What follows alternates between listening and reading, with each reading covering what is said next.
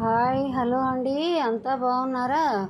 Back part తోటి front part ఎలా drawing వేసుకోవాలో చూపిస్తున్నాను చూడండి. అలా మనం క్రాస్గా పెట్టి బ్యాక్ పార్ట్ అంచులు మన వైపు వచ్చేలాగా, ఫోల్డింగ్ ఎదరవైపు వచ్చేలాగా పెట్టుకుని ఇలా ఎక్కడ సరిపోతే అక్కడ మనకి క్రాస్ సరిగ్గా వచ్చిందా లేదా చూసుకొని ఈ బ్యాక్ పార్ట్ని పెట్టుకోవాలి. తర్వాత మొత్తం అవుట్లైన్స్ గీసుకోవాలి. ఇలాగే ఇప్పుడు చూపించిన విధంగానే అవుట్లైన్స్ గీసుకోవాలి. ఇలాగే జాగ్రత్తగా డ్రాయింగ్ వేసుకోవాలి. తరువాత ముందు పార్టు పొడవు హైటు ఎలా కొలుచుకోవాలనేది చూపిస్తున్నాను చూడండి. షోల్డర్ మీద పట్టుకొని ఫ్రంట్ పార్టుని ఇక్కడ కూడాను షోల్డర్ దగ్గర మనం ఎక్కడైతే పట్టుకున్నామో అక్కడ అలా కిందికి ఒక మార్క్ చేసుకోవాలి. తర్వాత ఖర్చులకి ఇంకొక మార్క్ చేసుకోవాలి. షోల్డర్ దగ్గర కూడాను ఒక 1/2 ఇంచ్ ఖర్చుల కోసం వదిలి మనం గుర్తులు పెట్టుకోవాలి. అలాగా అసలు ఖర్చులు ఇలా మనం ఫ్రంట్ భాగం ఆమ్ రౌండ్ కూడాను అలా రైట్గా క్రాస్ తీసుకోవాలి. ఒక 1/2 ఇంచ్ మోయినంగా పెట్టుకొని క్రాస్ తీసుకోవాలి. మనం ఉతారగా గీసుకున్న ఈ ఫ్రంట్ నెక్ను కూడా ఒకసారి కొలిచి చూసుకోవాలి.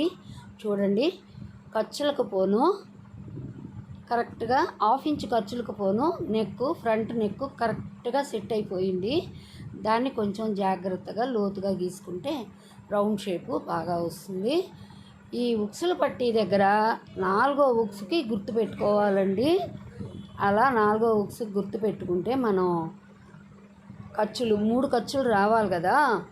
సెంటర్లో కుట్టు ఒకటి, షేప్ కుట్టు, పైన నెక్ దగ్గర మెడపట్టి వేసే దగ్గర ఖర్చులు, కింద షేప్ పట్టి వేసే దగ్గర ఖర్చులు, 3 ఖర్చులకు కాను 4వ ఉక్స్కి పెట్టుకుంటే కరెక్ట్గా సరిపోతుంది.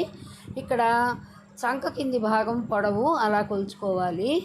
ఏం లేదండి, అక్కడి నుంచి మీరు ఇలా డ్రాయింగ్ వేసుకోండి. చూడండి ఎంత బాగా వచ్చిందో మీకు. ఈ కరెక్ట్గా కొంతమంది 2 అంగుళాలు పైకి మడుచుకుంటే సరిపోతుంది అని చెప్తారు. అలా ఎప్పుడు మడవకండి. ఎందుకంటే ఒకళ్ళకున్న ఆదులు ఒకళ్ళకు ఉండవండి, చాలా తేడాగా ఉంటాయి. బాగా స్ట్రక్చర్ ఉన్న వాళ్ళకు ఒక ఆది ఉంటుంది, కాస్త సన్నగోలుగా ఉన్న వాళ్ళకు ఒక ఆది ఉంటుంది, నడుము ఎక్కువగా ఉండి కొంచెం పట్టు ఉన్న వాళ్ళకు ఒక ఆది ఉంటుంది. అందువల్ల మనం ఆది జాకెట్ తోటేనే తీసుకోవాలి. మన ఇష్టం వచ్చినట్టు 2 అంగుళాలు పైకి మడిస్తే సరిపోద్ది డ్రాయింగ్ వేసిన తర్వాత అని మాత్రం అనుకోకండి. అది చాలా రాంగ్ అయిపోతుందండి. ఇప్పుడు మనం పెద్ద కుట్టు కోసం పొడవుకి అలా గీసుకోవాలి. అటొక ఇంచి ఇటొక 1.5 ఇంచి పెట్టాను నేను. అలా మనం గీసుకోవాలి. వీళ్ళు కొంచెం బొద్దుగా ఉండే అమ్మాయి కాబట్టి తనకి ఈ విధంగా స్టిచ్ వేయమని చెప్పింది. షేప్ పట్టీనే రావాలి, ఫ్రంట్ ఉక్స్లు ఫ్రంటే రావాలి, బ్యాక్ అనేది నాకొద్దు, నాకు ఇలా ఒక కుట్టు వేయండి అని చెప్పి అడిగింది. తనకు అంతకుముందు కూడాను అలా వేస్తే చక్కగా సెట్ అయిపోయింది.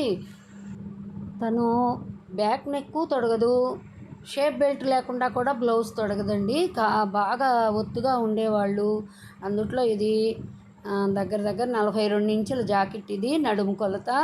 అందువల్ల వీళ్ళకి అలాంటివి ఇష్టపడలేదు. నేను ఇలా స్టిచ్ వేసి ఒకసారి కుట్టించాను. జాకెట్టు బాగా నీట్గా ఉండింది. అందుకని తను ఇప్పుడు కూడా అలాగే కుట్టమని చెప్పింది. మనం స్టిచ్చింగ్ చేసేటప్పుడు దాన్ని ఆ విధంగా స్టిచ్చింగ్ చేసుకుంటే చాలండి. చూడండి, అలా క్రాస్గా ఎక్కడ వస్తే అక్కడ మనం దాన్ని సర్ది పెట్టుకొని జాగ్రత్తగా, ఎక్కువ అతుకులు లేకుండా జాగ్రత్తగా తీస్తున్నాను నేను. ఎలాంటి అతుకులు కూడాను రాలేదు. వీడియో ఆన్ చేయగానే ఒక్క లైక్ చేయండి. కొత్తగా చూసేవాళ్ళైతే సబ్స్క్రైబ్ చేసుకోండి. మీకేమనిపించిందో, మీకు ఏమన్నా డౌట్స్ ఉన్నా నాకు కామెంట్స్లో పెట్టండి, నేను మీకు రిప్లై ఇస్తాను. మీ కామెంట్స్ మాకెంతో తృప్తినిస్తాయి. మీకు ఇంకా ఎక్కువగా మేము వర్క్ చేసి చూపించడానికి మాకు కూడా ఆనందంగా ఉంటుంది. ఈ బ్లౌజు స్టిచ్చింగ్ కూడా పెడతాను నేను. ఈ స్టిచ్చు ఎలా వేసుకోవాలో చాలా బాగా ఉంటుందండి. ఈ విధంగా కూడాను కట్ చేసుకొని కుట్టుకోవచ్చు, ఇబ్బంది ఏమీ లేదు. ఇలా కట్ చేయకుండా ఇలా కూడాను మనం లైన్ వేసుకోవచ్చు. అలా అన్ని చోట్ల మనం టక్స్లు పెట్టుకుంటే, అలాగా టిక్కులు పెట్టుకుంటే మీకు స్టిచ్ చేసేటప్పుడు చాలా ఈజీగా ఉంటుందండి. కష్టం అనుకోకుండా మనం అవన్నీ అలా గుర్తులు పెట్టుకోవాలి. ఈ లైను మళ్ళీ ఒకసారి మందంగా గీసుకొని మనం ట్రాకింగ్ వీల్ తోటి కనుక ఒక్కసారి రబ్ చేసుకున్నామంటే రెండో సైడ్ కూడాను చక్కగా పడుతుందండి. మనం స్టిచ్ చేసుకునేటప్పుడు చాలా ఈజీగా ఉంటుంది. ఎవరి బాడీ కొలతలను బట్టి వాళ్ళకి మనం స్టిచ్చింగ్ చేయాలి, కటింగ్ చేసి స్టిచ్చింగ్ చేయాలి. అప్పుడే జాకెట్లు నీట్గా కుదురుతాయి. ఎలా పడితే అలా మొద్దు గుర్తుల్లాగా మనం కట్ చేయకూడదు. ఆది జాకెట్ని ఫాలో అవ్వాలండి. Thank you for watching.